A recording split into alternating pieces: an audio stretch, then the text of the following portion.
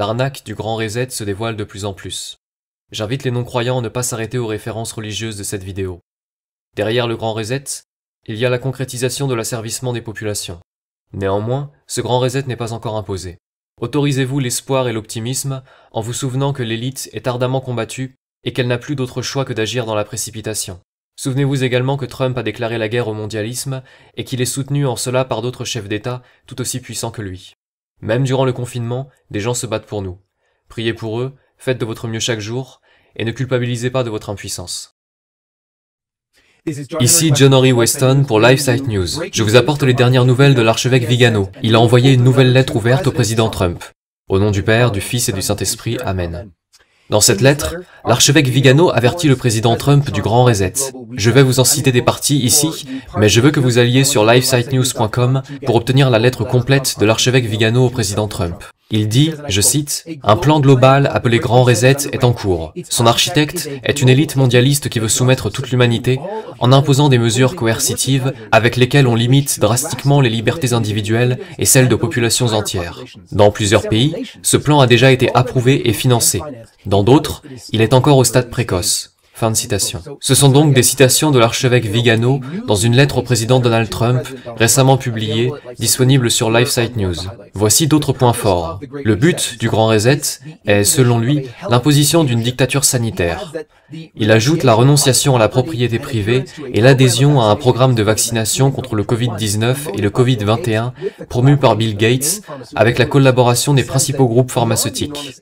Il dit qu'au-delà des énormes intérêts économiques qui motivent les promoteurs du grand reset, l'imposition de la vaccination sera accompagnée de l'exigence d'un passeport sanitaire et d'une carte d'identité numérique, avec pour conséquence le traçage de la population du monde entier. Il ajoute que ceux qui n'accepteront pas ces mesures seront enfermés dans des camps de détention ou placés en détention à domicile, et que tous leurs biens seront confisqués.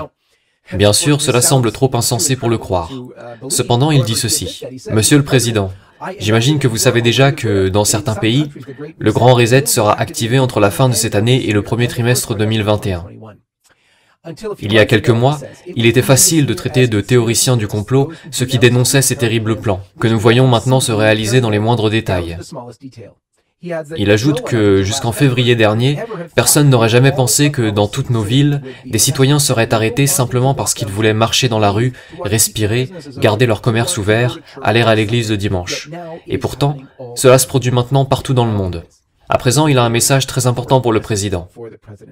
Il dit que, dans les Saintes Écritures, Saint Paul nous parle de celui qui s'oppose à l'apparition du mystère de l'iniquité, le catéchone, que vous pouvez lire dans le livre 2 Thessaloniciens 2, 6, 7. L'archevêque Vigano dit que, dans la sphère religieuse, cet obstacle au mal est l'Église et en particulier la papauté, et que dans la sphère politique, ce sont ceux qui empêchent l'établissement du nouvel ordre mondial.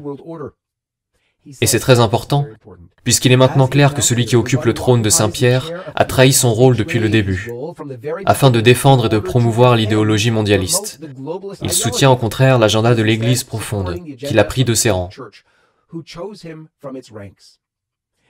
Monsieur le Président, comme le dit l'archevêque Vigano dans sa lettre au président publiée aujourd'hui, Monsieur le Président, vous avez clairement déclaré que vous vouliez défendre la nation, une nation sous Dieu, les libertés fondamentales et les valeurs non négociables, qui sont aujourd'hui niées et combattues.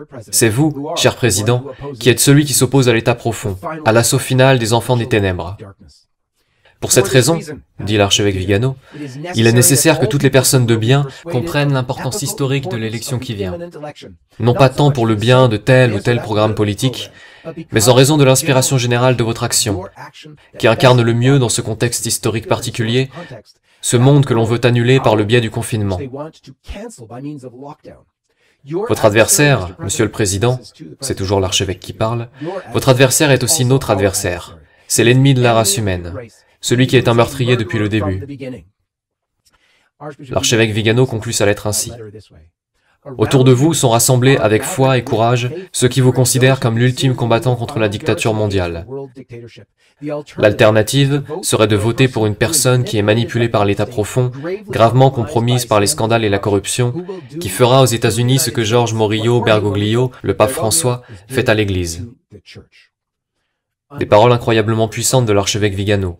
Il ajoute « Et pourtant, au milieu de ce sombre tableau, cette avancée, imparable en apparence, de l'ennemi invisible, un élément d'espoir émerge. Notre adversaire ne sait pas aimer.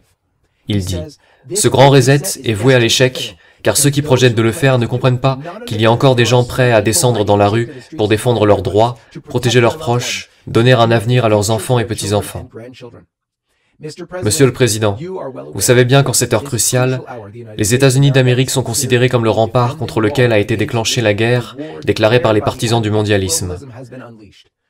Faites confiance au Seigneur. En entendant ces paroles de l'apôtre Paul, je puis tout par celui qui me fortifie. N'oubliez pas de vous abonner et d'activer la cloche pour être informé de mes prochaines vidéos. Vous pouvez me rejoindre sur Twitter et Facebook et vous pouvez me soutenir sur Tipeee et Paypal grâce au lien en description.